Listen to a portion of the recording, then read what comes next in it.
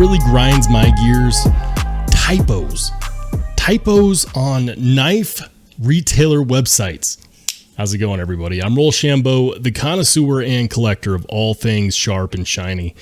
And if you have a pet peeve that just bugs the crap out of you in the knife world, let me know in the comments section down below. I'm really interested to see what people have to say. While you're down there, if you could high five the like button, let it know that it's doing an adequate job. I'd really appreciate it. Today, we're talking about this guy. This is the Midgards Messer Hermod. This is a new knife from Midgards Messer, and shout out to Mike from Midgards Messer USA for lending me this prototype so that I could bring you the goods, so that we could talk about it. That's what we're going to do today. We're going to dive in deep on this newly overbuilt knife from Midgards Messer, the Hermod. Let's check it out.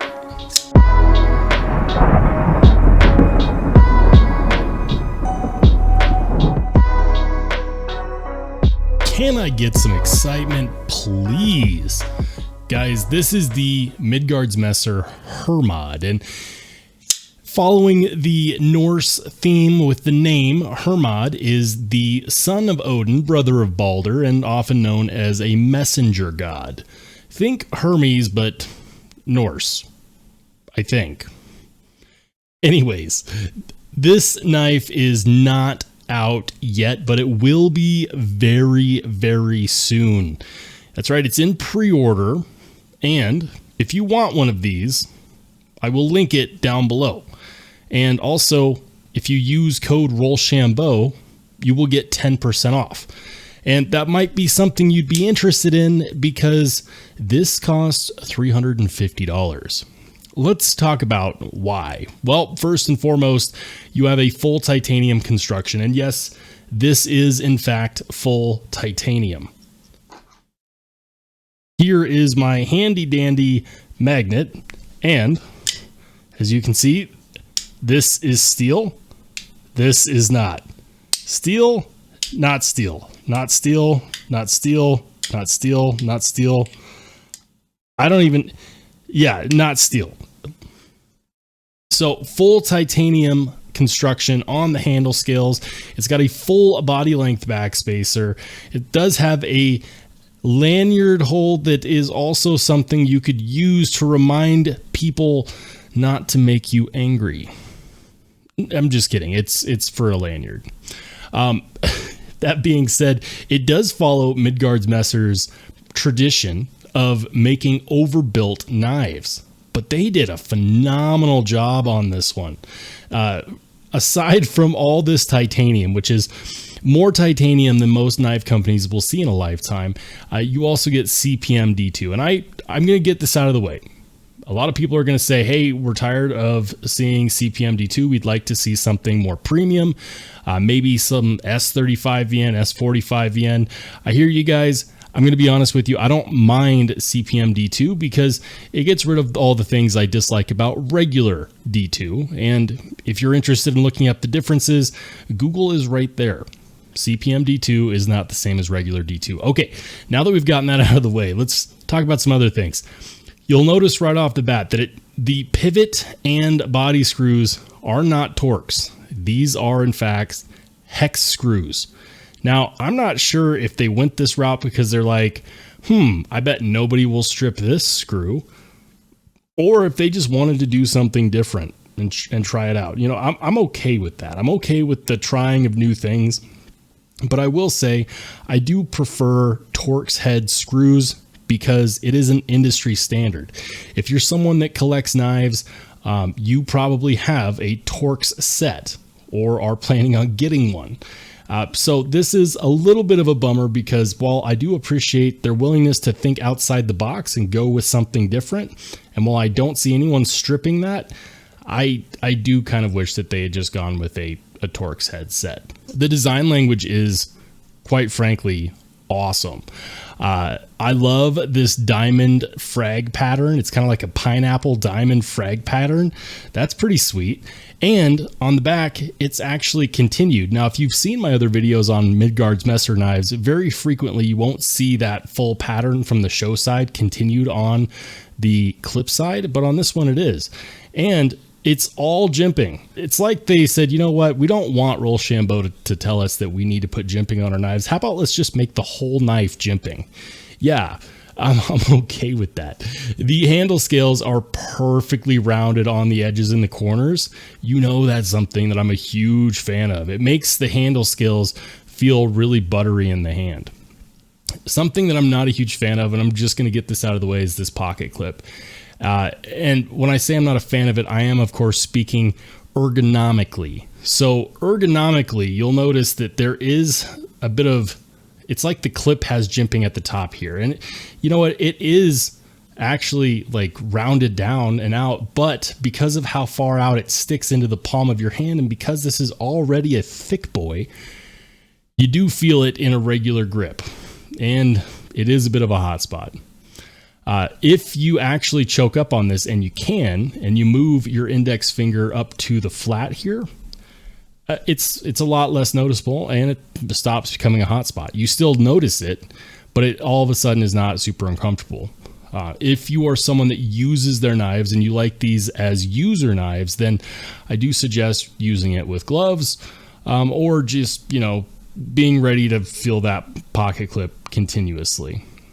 They could have, in fact, fixed that had they gone with a straight down the middle design and had that clip actually act as a secondary over travel stop, but they didn't do that. And I'm not terribly surprised. All of their knives have this where it goes up and it follows the frame of the knife. And guys, it looks gorgeous.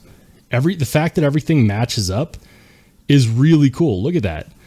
The texture on the clip matches the texture on the handle scales, and it's perfectly cut out to line up with the jimping on the backspacer. Like, look, that is definitely a work of art. And I'm going to say something that might offend people. If you're a collector of knives and you're the one that would buy this but not carry it, this clip does not matter. And you know what? I've come across plenty of people that buy Midgards Messer knives that just collect them, and that's okay. Not everyone has to use their knives. Some of us just want to collect it. And you know what? Think about the people that go out there and buy the $150,000 car and never drive it. It is running on bearings, and that action is very good. It's not a guillotine when it drops. It is fall shut because that is a heavy blade. And you might notice that even with one finger, I can actually deploy this. That detent is really good. It feels crispy, but not tough. The fact that I can do this with one hand on a blade that is easily a 1/4 inch thick is rather impressive. Now, in previous Midgards Messer knives, I have mentioned that they should skeletonize the inside of the handle scales, and I'll be darned, would you look at that? They did, in fact, skeletonize all that titanium. So we are going to weigh this to see what kind of weight reduction that will give you.